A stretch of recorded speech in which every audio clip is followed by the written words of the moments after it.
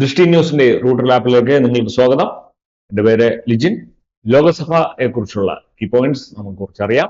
ലോകസഭയെ പറ്റി പ്രതിപാദിക്കുന്ന ആർട്ടിക്കിൾ ഏതാണ്?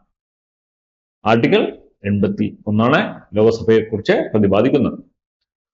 പാർലമെന്റിലെ അധോസഭ, ദ ഹൗസ് ഓഫ് പീപ്പിൾ എന്നറിയപ്പെടുന്ന സഭയാണ് ലോകസഭ. ഹൗസ് ഓഫ് പീപ്പിൾ എന്നും അഥവാ അധോസഭ എന്നറിയപ്പെടുന്നതാണ് ലോകസഭ.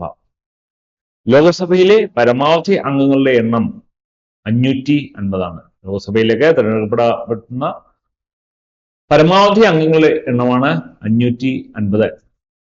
ലോകസഭാ സംസ്ഥാനങ്ങളിൽ നിന്നുള്ള അംഗങ്ങളുടെ എണ്ണം നിലവിൽ 530. നിലവിൽ ലോകസഭയിലേക്ക് സംസ്ഥാനങ്ങളിൽ തിരഞ്ഞെടുക്കപ്പെടുന്നവരുടെ എണ്ണം 530.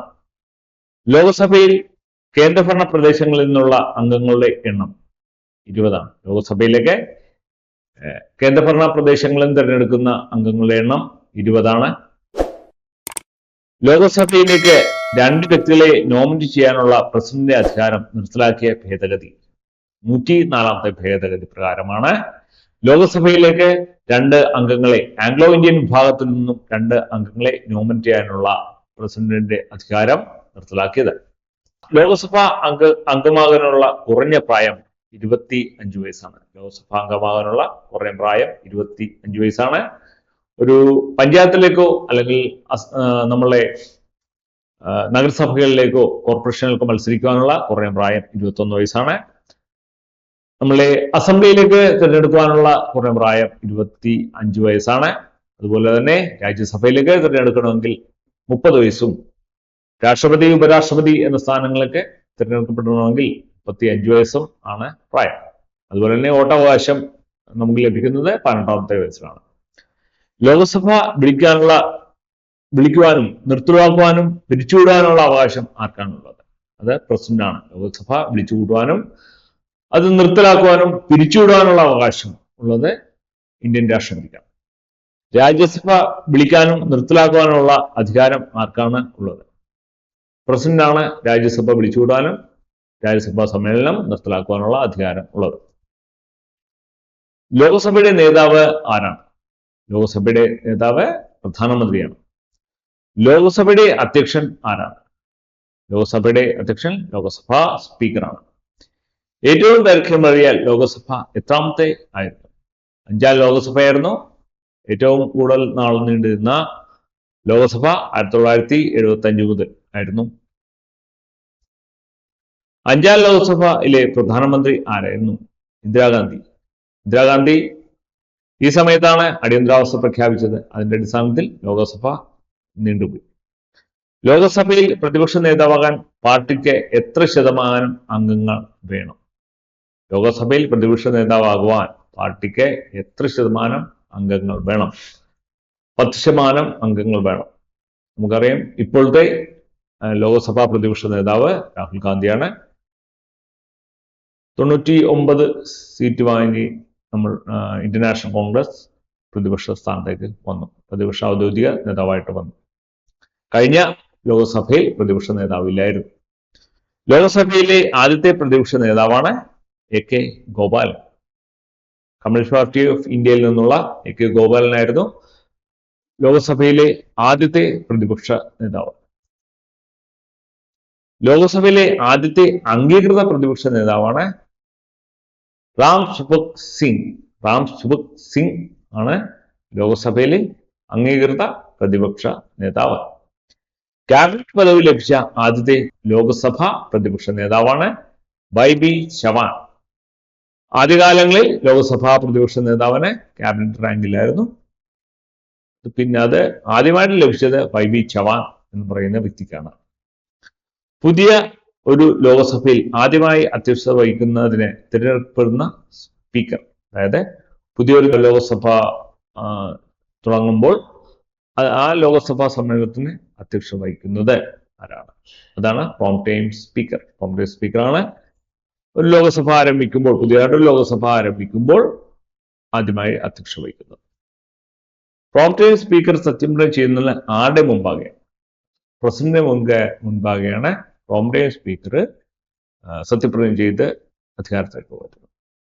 ലോകസഭയിലെ മറ്റ് അംഗങ്ങൾ സത്യപ്രതിജ്ഞ ചെയ്യുന്നത് ആരുടെ മുമ്പാകെയാണ്? ഇത് പ്രോം ടൈം സ്പീക്കറിന്റെ മുമ്പാകെയാണ് ലോകസഭാ അംഗങ്ങളായി തിരഞ്ഞെടുക്കപ്പെടുന്ന വ്യക്തികൾ സത്യപ്രതിജ്ഞ ചെയ്യുന്നത്. സ്പീക്കർമാരിൽ നിക്ഷിപ്തമായിരിക്കുന്ന വോട്ട്, സ്പീക്കർമാർക്ക് വോട്ടവകാശം ഉണ്ട്. ആ വോട്ടവകാശത്തിന്റെ പേരാണ് കാസ്റ്റിംഗ് വോട്ട്. അതായത് ഒരു ബില്ല് അവതരിപ്പിച്ചാൽ അത് പ്രതിപക്ഷ ഭരണപക്ഷവും വോട്ട് ചെയ്യുമ്പോൾ അത് തുല്യമായിട്ട് വരികയാണെങ്കിൽ അവിടെ സ്പീക്കറിന്റെ വിവേചന ബുദ്ധി ഉപയോഗിച്ചുകൊണ്ട് വോട്ട് ചെയ്യാനുള്ള അവകാശമുണ്ട്. ആ വോട്ടവകാശത്തെ ആണ് കാസ്റ്റിംഗ് വോട്ട് എന്ന് പറയുന്നത്. ലോകസഭയിൽ കാസ്റ്റിംഗ് വോട്ട് ചെയ്തിട്ടുള്ള സ്പീക്കർമാരുടെ എണ്ണം ഇതുവരെ ആരും ലോകസഭയിൽ കാസ്റ്റിംഗ് വോട്ട് ചെയ്തിട്ടില്ല. കേരള നിയമസഭയിൽ കാസ്റ്റിംഗ് വോട്ട് രേഖപ്പെടുത്തിയ സ്പീക്കറാണ് എസ് സി ജോസഫാണ് കാസ്റ്റിംഗ് വോട്ട് ആദ്യമായിട്ട് വിനിയോഗിച്ച കേരള നിയമസഭയിലെ വ്യക്തി. കേരള നിയമസഭയിൽ പ്രതിപക്ഷത്തിന്റെയും ഭരണപക്ഷത്തിന്റെയും വോട്ടുകൾ തുല്യമായപ്പോൾ കാസ്റ്റിംഗ് വോട്ട് രേഖപ്പെടുത്തിയ വ്യക്തിയാണ് എസ് സി ജോസഫ് എന്ന് പറയുന്ന സ്പീക്കർ. സ്പീക്കർ സത്യപ്രതിജ്ഞ ചെയ്യുന്നത് ആരുടെ മുമ്പിലാണ്? സ്പീക്കറായിട്ടല്ല, മറിച്ച് ലോകസഭ അംഗമായിട്ടാണ് സത്യപ്രതിജ്ഞ ചെയ്യുന്നത്. ലോകസഭയിലേക്കാണെങ്കിലും നിയമസഭയിലേക്കാണെങ്കിലും ആ വ്യക്തി സ്പീക്കറായിട്ട് ഒരിക്കലും സത്യപ്രതിജ്ഞ ചെയ്യുന്നില്ല. സത്യപ്രതിജ്ഞ ചെയ്യുന്നത് അവരുടെ ഏത് സഭയിൽ, ലോകസഭയിലേക്കാണെങ്കിൽ ആ ലോകസഭാ അംഗമായിട്ടും നിയമസഭയിലേക്കാണെങ്കിൽ നിയമസഭാ അംഗമായിട്ടുമാണ് സത്യപ്രതിജ്ഞ. ആ നിയമസഭാ അംഗത്തിൽ നിന്നും സ്പീക്കറായിട്ട് തിരഞ്ഞെടുക്കപ്പെടുകയാണ് ചെയ്യുന്നത്. അവിടെ പ്രത്യേകം ഒരു സത്യപ്രതിജ്ഞ ഇല്ല. സ്പീക്കർ രാജിക്കത്ത് നൽകേണ്ടത് ആർക്കാണ്? സ്പീക്കർ രാജിക്കത്ത് നൽകുന്നത് ഡെപ്യൂട്ടി സ്പീക്കർക്കാണ്. സ്പീക്കറുടെ ശമ്പളം ഏത് ഫണ്ടിൽ നിന്നാണ് നൽകുന്നത്? കൺസോളിഡേറ്റ് ഫണ്ടിൽ നിന്നാണ് സ്പീക്കർക്ക് ശമ്പളം നൽകുന്നത്. അതുപോലെ തന്നെ പ്രസിഡന്റിനും അവരുടെ ശമ്പളം നൽകുന്നത് കൺസോളിഡേറ്റ് ഫണ്ടിൽ നിന്നാണ്. ലോകസഭയിലെ ആദ്യത്തെ സ്പീക്കറാണ് GV മൗലങ്കർ എന്ന വ്യക്തിയാണ് ലോകസഭയിലെ 1952 ആദ്യമായി നിലവിൽ വരുന്ന ലോകസഭയിൽ സ്പീക്കറായ വ്യക്തി. ലോകസഭയിലെ ആദ്യത്തെ ഡെപ്യൂട്ടി സ്പീക്കറാണ് അനന്തശയനം അയ്യങ്കർ.